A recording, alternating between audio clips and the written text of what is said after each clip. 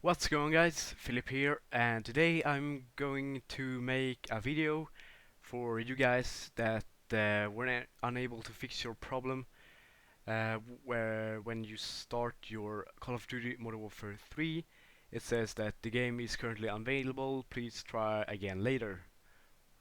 So I made a video and it helped some, and some were unable to fix their problem. So I found this guide on the Steam forums that they have made themselves, which is for Windows 7, Vista and Mac. So I don't know if it works for XP and other versions, but I think it may. Just go ahead and try anyways.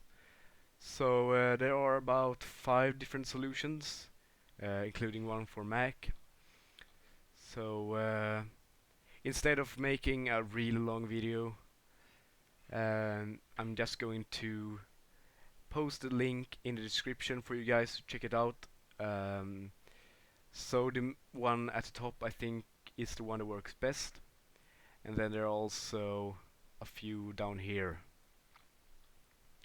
So yeah, thank you guys for watching. Hope this guide helps you out right here. If it doesn't, or if you have any further questions, just go ahead and post a comment or send me a message.